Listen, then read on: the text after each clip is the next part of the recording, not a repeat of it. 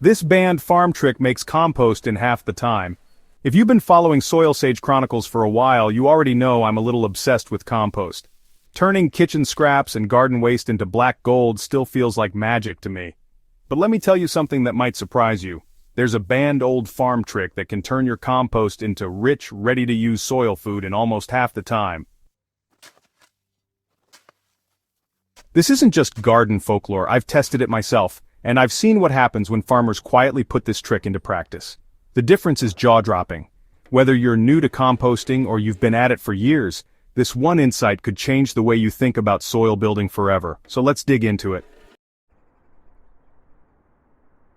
If you've ever built a compost pile, you know the frustration. You pile up leaves, kitchen scraps, grass clippings, and maybe even some manure, but months later, it still looks like a mess of half-rotten stuff. The problem isn't your effort. The problem is balance and biology. Composting is basically a controlled feast for microbes. If they don't get the right mix of carbon and nitrogen, moisture and air, they slow down. And when they slow down, your compost just sits there. Most gardeners are told the same recipe: keep it moist, turn it, and be patient. But old-time farmers had a shortcut that flipped the rules. And when word got out, regulators didn't like it one bit. Yes, you read that right. Human urine, the farmyard's most overlooked resource, is the secret to composting in half the time. Back in the day, farmers didn't waste a drop. They knew urine was loaded with nitrogen, the very thing that jumpstarts microbial activity and heats up a compost pile. In fact, urine contains urea, which quickly breaks down into ammonia, feeding soil microbes with exactly what they crave. One bucket of diluted urine can be the difference between a slow, cold compost heap and one that steams like a furnace. So why did it get banned?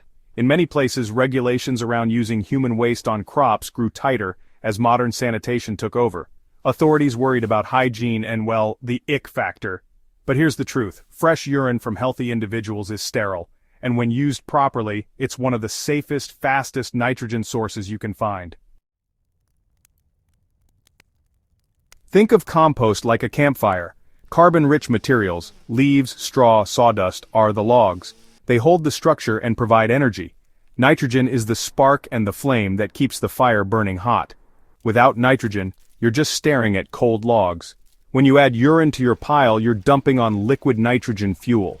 Microbes instantly wake up, multiply, and start breaking everything down faster. Temperatures in the pile can soar past 140 degrees Fahrenheit, which not only speeds decomposition but also kills weed seeds and harmful pathogens.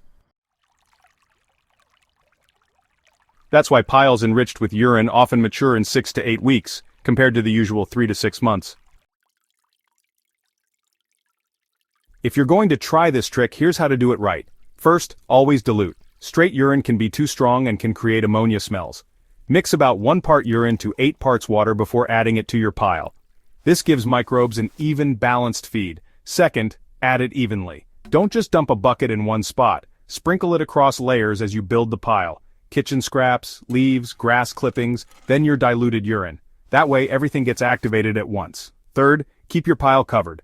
A tarp or thick layer of straw helps lock in moisture and nitrogen while keeping the rain from leaching it all away. And finally, don't overdo it. A little goes a long way. If your pile smells like ammonia, that's a sign you've added too much nitrogen. Balance it out with more carbon-rich browns like dry leaves or shredded cardboard. The first time I tried it, I was skeptical, but I remember walking out to my compost heap 2 days later and seeing steam rise off the top. When I dug my hand in, carefully of course, the inside was hot enough to make me pull back fast. Within weeks, the pile had shrunk by half, turning into dark, crumbly compost. My tomato beds that season were unbelievable. Lush vines, deep green leaves, and fruits that tasted sweeter than any store-bought tomato ever could. I've repeated this trick many times since, and each time I'm reminded that sometimes the old ways had it figured out long before science caught up. In an age where synthetic fertilizers dominate, it's easy to forget that nature already gives us everything we need. Urine isn't just waste, it's a resource. By recycling it through compost, you're closing a loop, cutting down on chemical inputs, and feeding your soil the way nature intended. And let's be honest, the gardening world is full of gimmicks, but this one is free, simple, and backed by centuries of practice. You don't need a fancy compost activator or expensive additives, you just need to be willing to look at waste differently.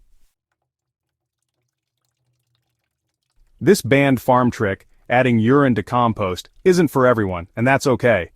But for those willing to try, the payoff is huge. Faster compost, healthier soil, and gardens that thrive without relying on store-bought fertilizers.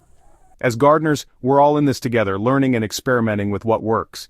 And if you're reading this, you're already part of a community that values soil, sustainability, and a little curiosity. So here's my challenge. Try it. Build a pile, activate it with this trick, and see for yourself how powerful it can be. And when you do, share your results with me. I'd love to hear your story. If you found this helpful, don't forget to subscribe to SoilSage Chronicles on YouTube and share this article with a fellow gardener. The more we spread these old, forgotten tricks, the richer our soils and our harvests will become.